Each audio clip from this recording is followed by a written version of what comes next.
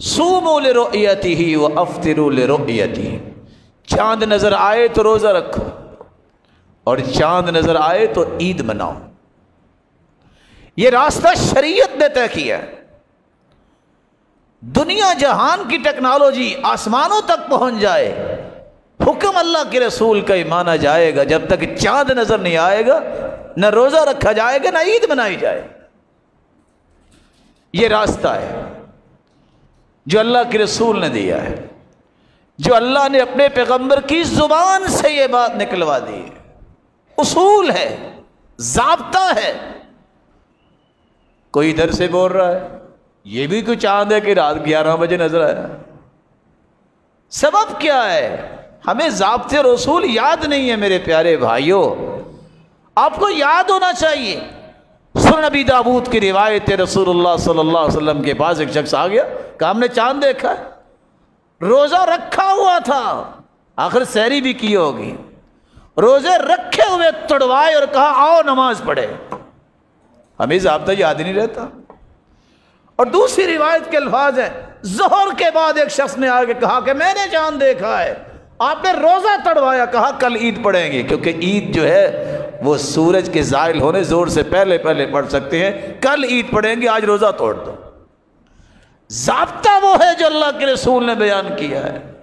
یہ کوئی معنی نہیں رکھتا کہ رات 1 بجے نظر آیا ہے کہ 11 بجے نظر آیا ہے، آ گیا یہ ثابت ہونا ضروری ہے۔ ایک نہیں کتنے لوگوں نے اگر دیکھا ہے تو مسلمان اس بات کا پابند ہے، صوموا لرؤیتہ وافطروا لرؤیتہ، روزہ رکھے گا تو چاند دیکھ کے رکھے گا، اور اگر عید منائے گا تو چاند دیکھ کے منائے گا۔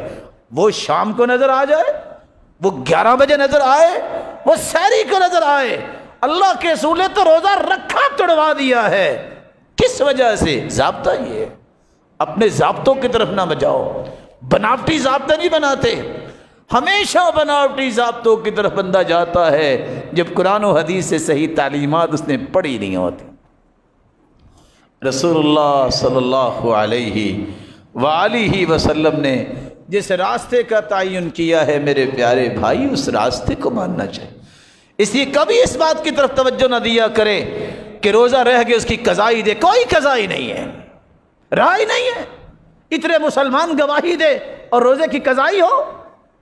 اور یاد رکھنا ایک اور حدیث بھی ضابطہ ہے، اللہ کے رسول نے فرمایا کہ جب تم نے چاند دیکھنا ہے رمضان کے لیے 29 کے بعد، اگر نظر آ گیا ہے تو روزہ رکھ لو۔